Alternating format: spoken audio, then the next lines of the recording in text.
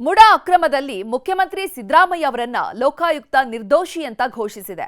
ಸೂಕ್ತ ಸಾಕ್ಷಿಗಳಿಲ್ಲ ಅಂತ ಸಿಎಂ ಜೊತೆ ಸಿದ್ದರಾಮಯ್ಯ ಪತ್ನಿಯವರಿಗೆ ಬಾಮೈದನಿಗೆ ಕ್ಲೀನ್ ಚೀಟ್ ಕೊಟ್ಟಿದ್ದಾರೆ. ಜೊತೆಗೆ ದೂರುದಾರ ಸ್ನೇಹಮಯಿ ಕೃಷ್ಣಾಗೂ ಲೋಕಾಯುಕ್ತ ಪೊಲೀಸರು ನೋಟಿಸ್ ನೀಡಿದ್ದಾರೆ. ಕ್ಲೀನ್ ಚೀಟ್ ಕೊಟ್ಟಿದ್ದಕ್ಕೆ ಕೆರಳಿರುವ ಸ್ನೇಹಮಯಿ ಕೃಷ್ಣಾಗೆ ಬಿಜೆಪಿ ಬೆಂಬಲವಾಗಿ ನಿಂತಿದೆ.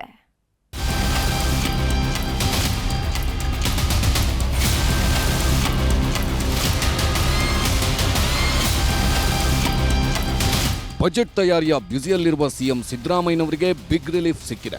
ಮೈಸೂರು ನಗರಾಭಿವೃದ್ಧಿ ಪ್ರಾಧಿಕಾರದ ಸೈಟ್ ಹಂಚಿಕೆ ಹಗರಣ ಕೇಸ್ನಲ್ಲಿ ತನಿಖೆ ಮಾಡಿರುವ ಮೈಸೂರು ಲೋಕಾಯುಕ್ತ ಪೊಲೀಸರು ಕ್ಲೀನ್ ಚಿಟ್ ನೀಡಿದ್ದಾರೆ. ತನಿಖಾ ವರದಿಯನ್ನು ನಾಳೆ ಜನಪ್ರತಿನಿಧಿಗಳ ಕೋರ್ಟ್ಗೆ ಸಲ್ಲಿಸಲಿದ್ದಾರೆ. ಅದರ ಪೂರ್ವಭಾವಿಯಾಗಿ ದೂರುದಾರ ಸ್ನೇಹಮಯಿ ಕೃಷ್ಣ ಅವರಿಗೆ ಲೋಕಾಯುಕ್ತ ಪೊಲೀಸರು ವಿವರಣೆಯೊಂದಿಗೆ ನೋಟಿಸ್ ಜಾರಿ ಮಾಡಿದ್ದಾರೆ. ಸೈಟ್ ಹಂಚಿಕೆ ಪ್ರಕರಣದಲ್ಲಿ ಸಿಎಂ ಮೇಲಿನ ಆರೋಪಗಳಿಗೆ ಸಾಕ್ಷ್ಯಗಳಿಲ್ಲ ಎಂದು ನೋಟಿಸ್ ಕಾಪಿಯಲ್ಲಿ ಲೋಕಾಯುಕ್ತ ತನಿಖಾಧಿಕಾರಿ ಹೇಳಿದ್ದಾರೆ. ಸಿಎಂ ಸೇರಿದಂತೆ ಮೊದಲ 4 ಆರೋಪಿಗಳ ವಿರುದ್ಧ ಯಾವುದೇ ಸಾಕ್ಷಿಗಳಿಲ್ಲ ಅನ್ನೋದನ್ನ ಸ್ನೇಹಮಯಿ ಕೃಷ್ಣಾಗೆ ನೀಡಿರುವ ನೋಟಿಸ್ನಲ್ಲಿ ಉಲ್ಲೇಖ ಮಾಡಲಾಗಿದೆ. ಈ ಮೂಲಕ ಆರೋಪಿಗಳಾದ ಮುಖ್ಯಮಂತ್ರಿ ಸಿದ್ದರಾಮಯ್ಯ, ಸಿದ್ದರಾಮಯ್ಯ ಪತ್ನಿ ಬಿಎನ್ ಪಾರ್ವತಿ, ಸಿದ್ದರಾಮಯ್ಯ ಬಾಮೈದ ಮಲ್ಲಿಕಾರ್ಜುನ್ ಸ್ವಾಮಿ ಹಾಗೂ ಮೂಲ ಭೂಮಾಲೀಕ ದೇವರಾಜು ಅವರಿಗೆ ಬಿಗ್ ರಿಲೀಫ್ ಸಿಕ್ಕಿದೆ. ಸಿಎಂ ಸೇರಿದಂತೆ 4 ವಿರುದ್ಧದ ಆರೋಪಗಳಿಗೆ ಸಾಕ್ಷ್ಯಗಳೇ ಇಲ್ಲ ಎಂಬುದು ಲೋಕಾಯುಕ್ತ ಪೊಲೀಸರ ವಾದ. ಭೂವ್ಯಾಜ್ಯ ಸೈಟ್ ಹಗರಣದ ಕೇಸ್ ಇದಾಗಿದ್ದು ಇದು ಸಿವಿಲ್ ಸ್ವರೂಪದ್ದು. ಈ ಪ್ರಕರಣದಲ್ಲಿ ಯಾವುದೇ ಕ್ರಿಮಿನಲ್ ಅಂಶ ಕಾಣುತ್ತಿಲ್ಲ ಎಂದು ಉಲ್ಲೇಖವಾಗಿದೆ. ಕ್ರಿಮಿನಲ್ ಪ್ರಕರಣ ಆಗದ ಕಾರಣಕ್ಕೆ ಲೋಕಾಯುಕ್ತ ಸಂಸ್ಥೆಯು 4 ಆರೋಪಿಗಳ ವಿರುದ್ಧ ತನಿಖೆ ನಡೆಸಲು ತಕ್ಕುದಾದ ಪ್ರಕರಣ ಅಲ್ಲ ಎಂದು ಹೇಳಲಾಗಿದೆ. ಸೈಟ್ ಹಂಚಿಕೆ ಹಾಗೂ ಅಕ್ರಮದ ಸಂಗತಿ ಅಥವಾ ಮುಡಾ ಪೈಲಾ ಮತ್ತು ಕಾನೂನಿನ ತಪ್ಪು ತಿಳುವಳಿಕೆ ಇದೆ ಎಂದು ನೋಟಿಸ್ನಲ್ಲಿ ಉಲ್ಲೇಖ ಮಾಡಲಾಗಿದೆ. ಇದೇ ಕಾರಣಕ್ಕೆ ಈ ಪ್ರಕರಣವು ಆರೋಪಿಗಳ ವಿರುದ್ಧ ಕ್ರಮ ಜರುಗಿಸಲು ತಕ್ಕದ್ದಲ್ಲ ಎಂದು ಹೇಳಲಾಗಿದೆ. ಬಹುಮುಖ್ಯವಾಗಿ ದೂರುದಾರ ಮಾಡಿರುವ ಆರೋಪಗಳಿಗೆ ಪೂರಕವಾದ ಸಾಕ್ಷ್ಯಾಧಾರಗಳ ಕೊರತೆ ಇದೆ. ಆರೋಪಿ 1ರಿಂದ ಆರೋಪಿ 4ರವರೆಗೆ ಇರುವ ಯಾರ ವಿರುದ್ಧವೂ ಸಾಕ್ಷಿಗಳಿಲ್ಲ ಎಂದು ಉಲ್ಲೇಖಿಸಲಾಗಿದೆ. ಉಳಿದಂತೆ ಮುಡಾದಿಂದ 2016ನೇ ಸಾಲಿನಿಂದ 2024ನೇ ಸಾಲಿನವರೆಗೆ ಹಂಚಿಕೆಯಾದ ಸೈಟ್ಗಳ ಬಗ್ಗೆ ತನಿಖೆ ಮಾಡಲಾಗುವುದು. ಸೈಟ್ ಹಂಚಿಕೆಗೆ 50:50 ಅನುಪಾತ ಪಾಲನೆ ಬಗ್ಗೆಯೂ ಹೆಚ್ಚುವರಿ ತನಿಖೆ ನಡೆಸಿ ಕಲಂ 173ರ ಪ್ರಕಾರ ನ್ಯಾಯಾಲಯಕ್ಕೆ ವರದಿ ಸಲ್ಲಿಸಲಾಗುವುದು ಎಂಬ ಅಂಶಗಳನ್ನು ಉಲ್ಲೇಖಿಸಿ ಸ್ನೇಹಮಯಿ ಕೃಷ್ಣಾಗೆ ನೋಟಿಸ್ ನೀಡಲಾಗಿದೆ. ನೋಟಿಸ್ ಬಗ್ಗೆ ಅಥವಾ ತನಿಖೆ ಬಗ್ಗೆ ಏನೇ ತಕರಾರುಗಳಿದ್ದರೂ 1 ವಾರದೊಳಗೆ ಅದನ್ನು ನ್ಯಾಯಾಲಯಕ್ಕೆ ಹೇಳುವಂತೆಯೂ ನೋಟಿಸ್ನಲ್ಲಿ ಸೂಚಿಸಲಾಗಿದೆ. ಇದನ್ನು ನೋಡುತ್ತಲೇ ದೂರುದಾರ ಸ್ನೇಹಮಯಿ ಕೃಷ್ಣ ಗರಂ ಆಗಿದ್ದಾರೆ. ಅಧಿಕಾರಿಗಳು ಆತ್ಮಸಾಕ್ಷಿ ಮಾರಿಕೊಂಡಿದ್ದು ಈ ಪ್ರಕರಣದಲ್ಲಿ ಸಿಎಂಗೆ ಶಿಕ್ಷೆಯಾಗುವವರೆಗೆ ಬಿಡೋದಿಲ್ಲ ಎಂದು ಶಪಥ ಮಾಡಿದ್ದಾರೆ. ಇಲ್ಲೇ ಗೊತ್ತಾಗುತ್ತೆ, ಆದಷ್ಟು ಬೇಗ ಈ ಆರೋಪಿತರನ್ನು ರಕ್ಷಣೆ ಮಾಡುವ ಕೆಲಸ ಕಾನೂನು ಸ್ಪಷ್ಟವಾಗಿ ಹೇಳುತ್ತೆ. ನೀವು ನೋಡಬಹುದು, ದಂಡ ಪ್ರಕ್ರಿಯೆ ಸಮಿತಿ ಕಲಂ 173ರನ್ನ ನೋಡಬಹುದು. ತನಿಖೆ ಸಂಪೂರ್ಣಗೊಂಡ ನಂತರ ಅಂತಿಮ ವರದಿ ಸಲ್ಲಿಸಬೇಕು ಅಂತ ಹೇಳುತ್ತೆ. ಆದರೆ ಇವರು ತನಿಖೆ ಇನ್ನು ಬಾಕಿ ಇಟ್ಕೊಂಡು ಈಗಲೇ ವರದಿ ಸಲ್ಲಿಸ್ತಾ ಇರೋದು ಇಲ್ಲಿ ಸ್ಪಷ್ಟ ಗೊತ್ತಾಗುತ್ತೆ. ಏನು ಆರೋಪಿಗಳಿದ್ರೆ ಅವ್ರ ರಕ್ಷಣೆ ಒಂದು ಕೆಲಸ ಮಾಡಿದ್ರೆ ತನಿಖೆ ಇನ್ನೂ ಬಾಕಿ ಇದೆ. ತನಿಖೆ ಬಾಕಿ ಇದ್ರೂ ಕೂಡ ಇವ್ರು 4 ಜನ ವಿರುದ್ಧ ಯಾವುದೇ ಸಾಕ್ಷ್ಯ ಇಲ್ಲ ಅಂತೇಳಿ ವರದಿಯನ್ನು ಸಲ್ಲಿಸ್ತಾ ಇದ್ದಾರೆ. ಇದನ್ನ ಇಡೀ ರಾಜ್ಯದ ಜನತೆ ಗಮನಿಸಬೇಕಾಗಿದೆ. ನಾನೊಬ್ಬ SLC ಓದಿರೋದ ಸಾಮಾನ್ಯ ವ್ಯಕ್ತಿ ಈ ಆರೋಪನ ಸಾಬೀತುಪಡಿಸಿ ಈ ರಾಜ್ಯದ ಮುಖ್ಯಮಂತ್ರಿ ಸಿದ್ದರಾಮಯ್ಯ ಶಿಕ್ಷೆ ಕೊಡಿಸಲಿಲ್ಲ ಅಂತಂದ್ರೆ ನಾನು ಸ್ನೇಹಮಯಿ ಕೃಷ್ಣನೇ ಅಲ್ಲ. ನಾನು ಸಾಕಷ್ಟು ಸಾಕ್ಷ್ಯಗಳನ್ನು ಕೊಟ್ಟಿದ್ರು ಕೂಡ ಸಾಕ್ಷಿದಾರರ ಕೊರತೆ ಅನ್ನೋ ಸುಳ್ಳು ಮಾಹಿತಿಯನ್ನು ನೀಡಿ ಏನು 4 ಜನ ಆರೋಪಿಗಳಿದ್ದಾರೆ, ಸಾಕ್ಷ್ಯಗಳ ಕೊರತೆ ಇದೆ ಅನ್ನೋಲ್ಲಿ ಅವ್ರ ವಿರುದ್ಧ ಅಂತಿಮ ವರದಿ ಸಲ್ಲಿಸ್ತಾ ಇದೀವಿ. ಇದನ್ನ ನೀವು ನ್ಯಾಯಾಲಯ ಪ್ರಶ್ನೆ ಮಾಡಬಹುದು ಅಂತೇಳಿ ನನಗೆ ನೋಟಿಸ್ ಅನ್ನ ಕೊಟ್ಟಿದ್ದಾರೆ. ಇವ್ರಿಗೆ ಎಷ್ಟು ತಿಳುವಳಿಕೆ ಇದೆ, ನಾಚಿಕೆ ಆಗ್ಬೇಕ್ರಿ. ಇಂಥ ಒಂದು ವರದಿ ಸಲ್ಲಿಸಕ್ಕೆ IPS ಓದಬೇಕಾ? ಏನು IPS ಅಂದ್ರೆ ಏನು? ಒಬ್ಬ ಸಾಮಾನ್ಯ ವ್ಯಕ್ತಿಯಾಗಿ ನಾನು ಕಾನೂನು ಹೇಳ್ತಿದ್ದೀನಿ. ಇನ್ನು ಸಿದ್ದರಾಮಯ್ಯ ವಿರುದ್ಧ ಮುಡಾ ಹಗರಣದ ಆರೋಪ ಬಂದ ದಿನದಿಂದಲೂ ಕಾಂಗ್ರೆಸ್ ಹಾಗೂ ಬಿಜೆಪಿ ನಡುವೆ ಆರೋಪ ಪ್ರತ್ಯಾರೋಪಗಳು ಜೋರಾಗಿಯೇ ನಡೆದಿದ್ದವು. ಈಗ ಮತ್ತೊಮ್ಮೆ ಇವರ ವಾದ ಪ್ರತಿವಾದಗಳನ್ನು ನೋಡೋದಾದ್ರೆ,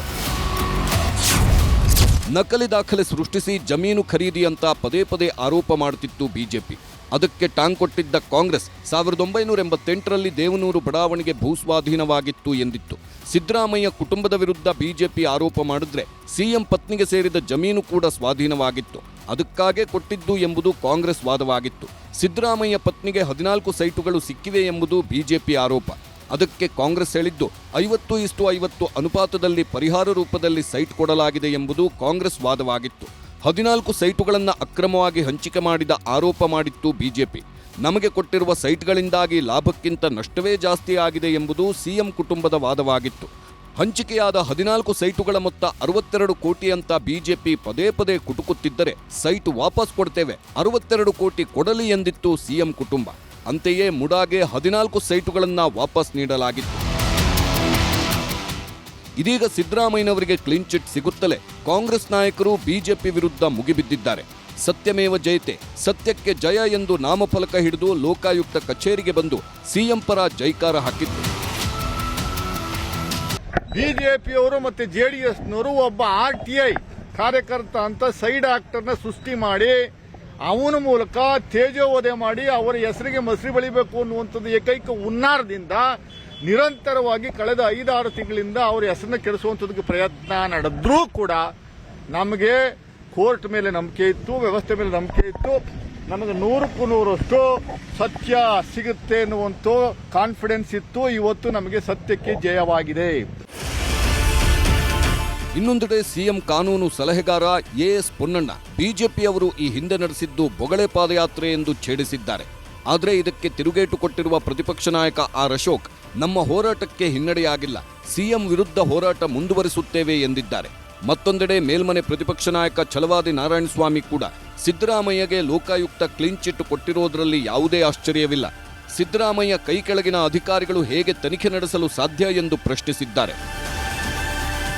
ಬಹುಶಃ ಅಡ್ವೊಕೇಟ್ಗಳಿಗೆ ಅಷ್ಟೇ ಹಣ ಕೊಟ್ಟಿರಬಹುದು. ಅವರು ಅಂಥ ಅಡ್ವೊಕೇಟ್ಗಳನ್ನೆಲ್ಲ ಕರೆದು ವಾದ ಮಂಡಿಸಿದ್ದಾರೆ ಕೋರ್ಟ್ಗಳಲ್ಲಿ. ಅಷ್ಟಲ್ಲದೆ ಅಪಾದನೆ ಬಂದ ತಕ್ಷಣ ರಾಜೀನಾಮೆ ಕೊಡಬೇಕಾಗಿತ್ತು ಮುಖ್ಯಮಂತ್ರಿಗಳು, ಕೊಡಲಿಲ್ಲ.